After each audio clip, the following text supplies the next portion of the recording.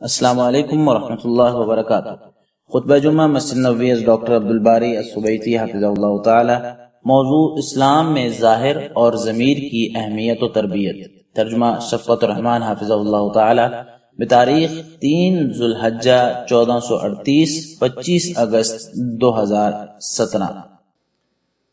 تمام تعریفیں اللہ رب العالمین کے لیے ہیں، وہ بہت مہربان اور نہایت رحم کرنے والا ہے۔ میں معمولی اور ڈھیروں سب نعمتوں پر اسی کی حمد اور شکر بجا لاتا ہوں۔ میں گواہی دیتا ہوں کہ اللہ کے سوا کوئی معبود برحق نہیں، وہ اکیلا ہے، اس کا کوئی شریک نہیں، وہ بہت عظمت اور کرم والی ذات ہے۔ میں یہ بھی گواہی دیتا ہوں کہ ہمارے نبی سیدنا محمد صلی اللہ علیہ وسلم اس کے بندے اور رسول ہیں۔ آپ خیر عام کے داعی ہیں۔ اللہ تعالیٰ آپ پر، آپ کی آل اور تمام صحابہ کرام پر رحمت نازل فرمائے۔ حمد و صلاح کے بعد میں اپنے آپ اور تمام سامعین کو تقوی الہی کی نصیحت کرتا ہوں، کیونکہ تقوی آخرت کے لیے زیادہ راہ، تنگ حالات میں قوت اور آزمائش کے وقت تحفظ کا باعث ہے۔ فرمان باری تعالیٰ ہے، اے ایمان والو، اللہ تعالیٰ سے کما حق ہو ڈرو، اور تمہیں موت آئے تو صرف اسلام کی حالت میں۔ سورہ عمران آیت 102۔ اللہ تعالیٰ نے انسان کو بہترین انداز سے پیدا فرمایا، اسے خوبرو بنانے کے ساتھ کامل دل بھی عطا فرمایا۔ فرمان باری تعالیٰ ہے، اے انسان، تجھے اپنے رب کریم سے کس چیز نے بہکا دیا؟ جس نے تجھے پیدا کیا، تجھے ٹھیک ٹھاک کیا اور تجھے متوازن بنایا، پھر جس صورت میں چاہا تجھے جوڑ دیا۔ سورۃ الانفطار آیت 6 تا 8۔ انسان کی خوبصورتی دل کے صاف ہونے سے تکمیل کے زینے عبور کرتی ہے، اور صاف دل ظاہری خوبصورتی کا حسن دوبالا کر دیتا ہے۔ نیز یہی دل کی صفائی رنگ روپ کو بار آور بنانے والا جوہر ہے۔ اگرچہ لوگ رنگ روپ کو اہمیت دیتے ہیں اور اسی تک ان کی دوڑ دھوپ ہوتی ہے، لیکن اللہ تعالیٰ کی نظر انسان کے دل پر ہوتی ہے۔ رسول اللہ صلی اللہ علیہ وسلم کا فرمان ہے، اللہ تعالیٰ یقینی طور پر تمہاری صورت اور دولت کو نہیں دیکھتا، وہ تو تمہارے دلوں کو دیکھتا ہے۔ اللہ تعالیٰ دل کا تعلق اللہ تعالیٰ کے ساتھ جس قدر مضبوط ہوگا، اتنی ہی لوگوں میں محبت اور شہرت پائے گا۔ لہٰذا جس بندے کا دل اللہ تعالیٰ کی محبت سے معمور ہو تو زمین و آسمان میں کہیں بھی دلوں میں جگہ بنا لے گا۔ رسول اللہ صلی اللہ علیہ وسلم کا فرمان ہے، یقیناً جس وقت اللہ تعالیٰ کسی بندے سے محبت فرمائے تو جبریل کو بلا کر فرماتا ہے، میں فلاں سے محبت کرتا ہوں، تم بھی اس سے محبت کرو۔ اس پر جبریل بھی اس سے محبت کرتا ہے۔ پھر آسمان میں صدا لگاتا ہے، اللہ تعالیٰ فلاں سے محبت کرتا ہے، تم بھی اس سے محبت کرو۔ اس پر اہل آسمان بھی اس سے محبت کرنے لگتے ہیں۔ پھر پوری زمین پر اس کی مقبولیت پھیلا دی جاتی ہے۔ لوگوں کے ظاہر اور باطن سب کو قیامت کے دن حساب کتاب میں شامل کیا جائے گا۔ فرمانے والی تعالیٰ ہے، جس بات کی تمہیں خبر ہی نہ ہو اس کے پیچھے مت پڑ، کیونکہ کان، آنکھ اور دل سب سے پوچھ گچھ کی جائے گی۔ سورۃ الاسراء آیت 36۔ اتنی گہرائی والا یہ فہم مسلمان کو اپنے دل کی اصلاح کرنے پر مجبور کر دیتا ہے، اور دل کی اصلاح کے لیے بنیاد یہ ہے کہ معبود کی عبادت خالص نیت کے ساتھ کی جائے، کیونکہ نیت ہی بندگی کا راز ہے۔ اللہ تعالیٰ کی بندگی میں ظاہری رنگ روپ کے اہتمام کو شامل کرنے کا ذریعہ بھی اتباع اور اقتداء ہے، کیونکہ فرمانے والی تعالیٰ ہے، کہہ دو اگر تم اللہ سے محبت کرتے ہو تو میری اتباع کرو تو اللہ تم سے محبت کرنے لگے گا۔ سورہ عمران آیت 31۔ عبادت مسلمانوں کی ظاہری اور باطنی ہر دو طرح سے تربیت کرتی ہے، چنانچہ رسول اللہ صلی اللہ علیہ وسلم کی سیرت پر غور و فکر کرنے والے کو ظاہری اور باطنی ہر دو پہلوؤں کا اہتمام واضح ملے گا۔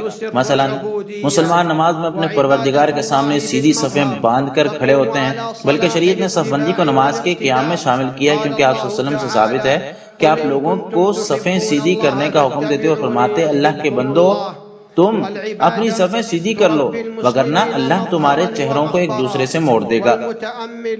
اسی طرح ہم ظاہری طہارت اور باطنی پاکیزگی کا اہتمام مناسک حج میں بھی واضح دیکھتے ہیں۔ چنانچہ مسلمان کا حج بیت اللہ کے لیے گھر سے چلنا اللہ تعالیٰ کے حکم کی ظاہری اور باطنی تعمیل کی اعلیٰ ترین منظر کشی ہے۔ پھر حج کے لیے خاص لباس، نیت، تلبیہ اور ذکر الہی اس مفہوم کو مزید تقویت دیتے ہیں۔ فرمانے والی تعالیٰ ہے، حج کے مہینے مقرر ہیں، اس لیے جو شخص ان میں حج لازم کر لے وہ حج میں بےہودگی، گناہ اور لڑائی جھگڑا نہ کرے۔ تم جو نیکی کرو گے اس سے اللہ تعالیٰ باخبر ہے، اور اپنے ساتھ زیادہ راہ لے لو، سب سے بہتر زیادہ راہ تقوی الہی ہے، اور اے عقل مندو مجھ سے ہی ڈرو، سورۃ البقرہ آیت 197۔ ایسے ہی حبیب اور مصطفیٰ صلی اللہ علیہ وسلم نے خطبہ حجۃ الوداع کے موقع پر اسلام میں باطن کی قدر و قیمت ہمارے سامنے رکھی کہ اللہ تعالیٰ کی نظریں تمہارے باطن پر ہیں۔ آپ صلی اللہ علیہ وسلم نے فرمایا، لوگو یقیناً تمہارا پروردگار ایک ہے، تم سب کا والد بھی ایک ہے۔ سن لو، کسی عربی کو اجمی پر، کسی اجمی کو عربی پر، کسی گورے کو سیاہ پر اور کسی سیاہ کو گورے پر تقوی کے بغیر فوقیت حاصل نہیں ہے۔ یقیناً اللہ تعالیٰ کے ہاں تم میں سے معزز ترین وہی ہے جو اعلیٰ متقی ہے۔ مسلمان کو تمام گناہوں سے بچنے کا حکم دیا گیا ہے، چاہے ان کا تعلق ظاہر سے ہو یا باطن سے۔ فرمان باری تعالیٰ ہے، آپ کہہ دیں میرے پروردگار نے ظاہری اور باطنی تمام فحش کاموں کو حرام قرار دیا ہے، سورۃ الاعراف آیت 33۔ یہ یقینی بات ہے کہ ظاہری صفائی اور باطنی پاکیزگی پورے مسلم معاشرے کو صاف کر دیتی ہے، اس سے اخلاقیات اور سلوکیات میں بہتری آ سکتی ہے۔ ہر مسلمان کا اپنے مسلمان بھائی سے ظاہری اور باطنی دونوں طرح کا تعلق ہوتا ہے، چنانچہ مسلمان جب بھی اپنے بھائی سے ملتا ہے تو ظاہری طور پر خندہ پیشانی سے ملتا ہے اور ساتھ ہی باطنی طور پر سچے دل سے اس کے لیے دعائیں کرتا ہے، خیر سگالی جذبات کے ساتھ محبت کا اظہار بھی کرتا ہے۔ رسول اللہ صلی اللہ علیہ وسلم کا فرمان ہے، کوئی بھی مسلمان آدمی اپنے بھائی کے لیے پیٹھ پیچھے دعا کرے تو فرشتہ لازمی کہتا ہے کہ تمہیں بھی یہ سب کچھ ملے۔ مسلمان وہ ہے جس کی زبان اور ہاتھ سے ظاہری طور پر دیگر مسلمان محفوظ رہیں، نیز حسد اور کینے جیسی بیماری سے باطنی طور پر محفوظ رہیں۔ رسول اللہ صلی اللہ علیہ وسلم کا فرمان ہے، حسد، دھوکہ دہی، بغض اور نفرت مت کرو، کیوں کوئی بھی کسی کی بے پر بے نہ کرے۔ اللہ کے بندو آپس میں بھائی بھائی بن جاؤ۔ مسلمان کا بھائی ہے، وہ اپنے بھائی کو ظلم، تذلیل، دروغ گوئی اور تحقیر کا نشانہ نہیں بناتا۔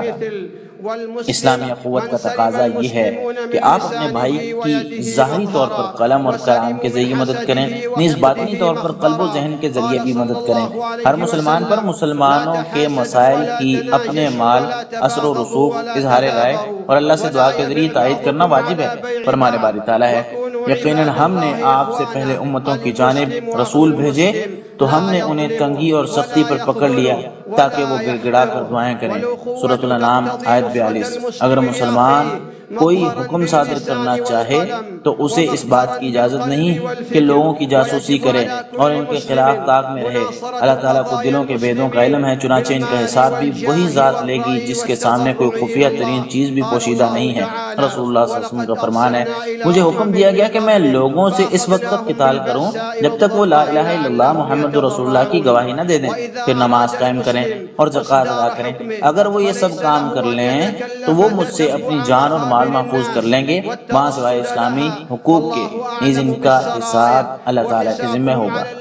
اس لیے مسلمانوں کے ضمیر پر شک کرنا، ان کی نیتوں پر حکم لگانا حقیقت میں مسلمان کی عزت اور احترام سے متصادم ہے۔ یہ مسلمانوں کے مقام اور مرتبے کو ٹھیس پہنچانے اور ان کی جانوں کو خطرے میں ڈالنے کی طرف لے جائے گا۔ حالانکہ رسول اللہ صلی اللہ علیہ وسلم کا فرمان ہے، پوری دنیا کی تباہی اللہ تعالیٰ کے ہاں ایک مسلمان کے قتل سے ابتر ہے۔ اس لیے رسول اللہ صلی اللہ علیہ وسلم اسلام کا دعویٰ کرنے والے منافقین کے ساتھ مسلمانوں جیسا ہی برتاؤ کرتے تھے اور ان پر اسلام کے احکامات لاگو کرتے تھے، حالانکہ کچھ کی منافقت کے بارے میں آپ کو علم بھی تھا۔ ایمان کے اثرات آزمائش میں ظاہر ہوتے ہیں، ظاہری طور پر صبر کی صورت میں اور باطنی طور پر امید اجر کی صورت میں۔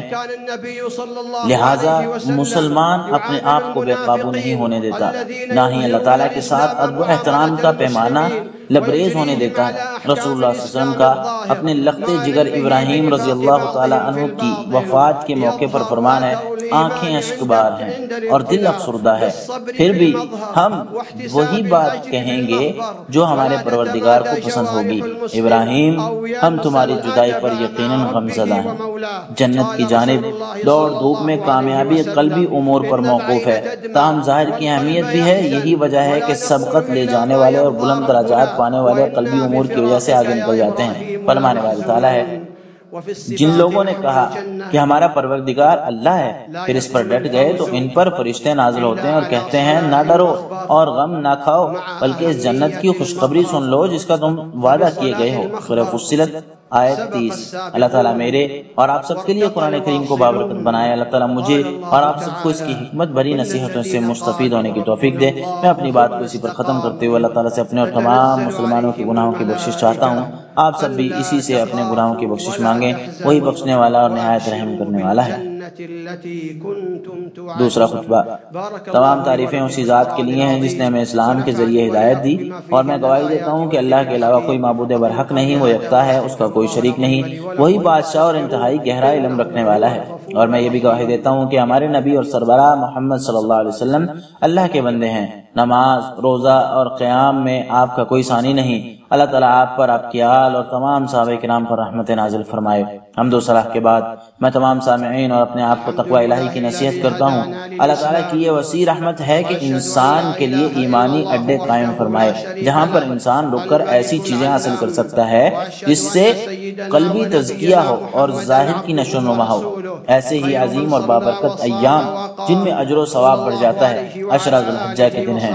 فرمان باری تعالیٰ ہے والفجر ولیال عشر، قسم ہے فجر کے وقت کی اور قسم ہے عشرہ ذی الحجہ کی 10 راتوں کی۔ سورہ فجر آیت 1 تا 2۔ اور انہی ایام کے بارے میں رسول اللہ صلی اللہ علیہ وسلم نے فرمایا ان ایام میں کیے ہوئے عمل سے بڑھ کر کوئی بھی عمل نہیں ہے۔ تو صحابہ کرام نے عرض کیا جہاد بھی افضل نہیں؟ تو آپ صلی اللہ علیہ وسلم نے فرمایا جہاد بھی افضل نہیں، ماں سوائے اس صورت کے کہ کوئی شخص اپنا مال اور جان جوکھوں میں ڈالے اور ان میں سے کچھ بھی واپس نہ آئے۔ بخاری۔ انہی ایام کے بارے میں رسول اللہ صلی اللہ علیہ وسلم نے فرمایا ان ایام میں کثرت سے اللہ اکبر، لا الہ الا اللہ اور الحمدللہ کا ورد کرو۔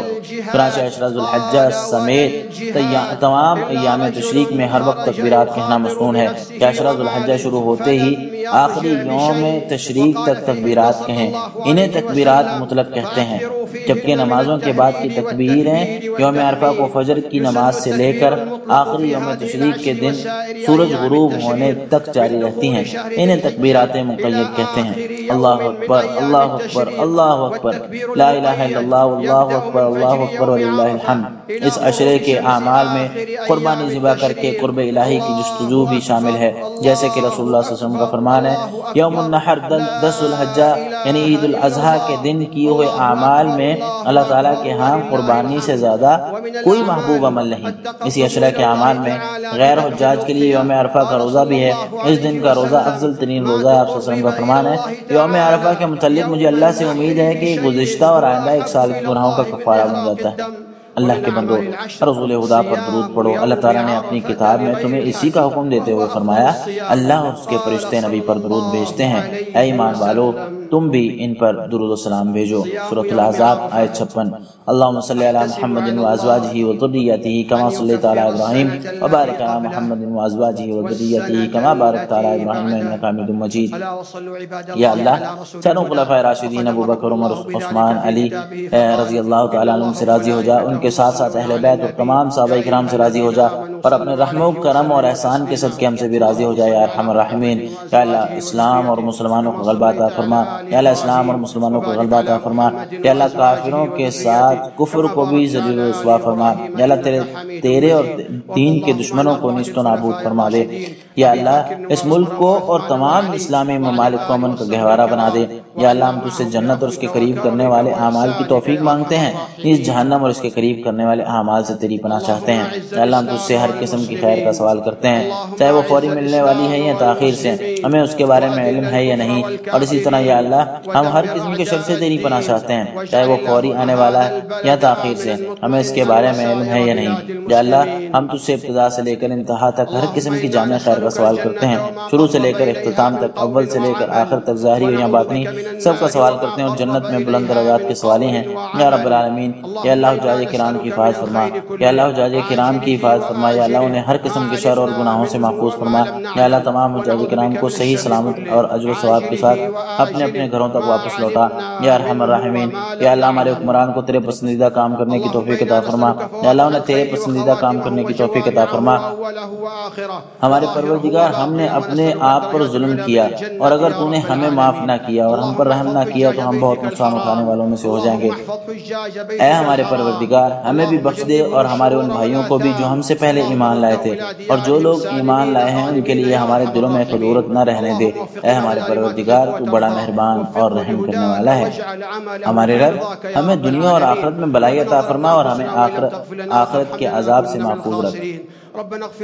अल्लाह ताला तुम्हें अदल, एहसान, क़राबतदारों को देने का हुक्म देता है और बेहयाई, बुरे काम और सरकशी से मना करता है। वो तुम्हें इसलिए नसीहत करता है कि तुम उसे कबूल करो और याद रखो। तुम अल्लाह का जिक्र करो, वो तुम्हें याद रखेगा। उसकी नेमतों का शुक्र अदा करो, वो तुम्हें और ज्यादा इनायत करेगा। अल्लाह की याद बहुत ही बड़ी इबादत है और अल्लाह ताला तुम्हारे तमाम आमाल से बखूबी वाकिफ है।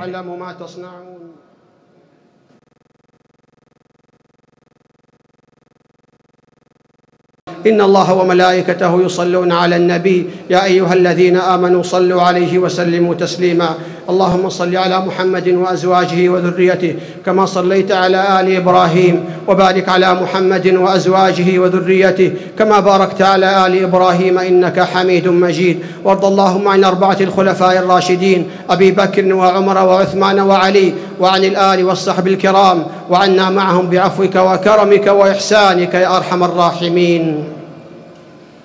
اللهم أعز الإسلام والمسلمين، اللهم أعز الإسلام والمسلمين وأذل الكفر والكافرين ودمر أعداء الدين، واجعل اللهم هذا البلد آمنا مطمئنا وسائر بلاد المسلمين. اللهم إنا نسألك الجنة وما قرب إليها من قول وعمل، ونعوذ بك من النار وما قرب إليها من قول وعمل. اللهم إنا نسألك من الخير كله عاجله وآجله ما علمنا منه وما لم نعلم، ونعوذ بك من الشر كله عاجله وآجله ما علمنا منه وما لم نعلم. اللهم إنا نسألك فواتح الخير وخواتمه وجوامعه وأوله وآخره وظاهره وباطنه، ونسألك الدرجات العلى من الجنة يا رب العالمين. اللهم احفظ حجاج بيتك الحرام، اللهم احفظ حجاج بيتك الحرام، اللهم جنبهم الشرور والآثام، اللهم ردهم إلى ديارهم سالمين غانمين يا أرحم الراحمين. اللهم وفق إمامنا لما تحب وترضى، وفقه لهداك واجعل عمله في رضاك يا رب العالمين. ربنا ظلمنا أنفسنا وإن لم تغفر لنا وترحمنا لنكونن من الخاسرين. ربنا اغفر لنا ولإخواننا الذين سبقونا بالإيمان، ولا تجعل في قلوبنا غلا للذين آمنوا ربنا إنك رؤوف رحيم. ربنا آتنا في الدنيا حسنة وفي الآخرة حسنة وقنا عذاب النار. إن الله يأمر بالعدل والإحسان وإيتاء ذي القربى وينهى عن الفحشاء والمنكر والبغي يعظكم لعلكم تذكرون. فاذكروا الله يذكركم واشكروه على نعمه يزدكم ولذكر الله أكبر والله يعلم ما تصنعون.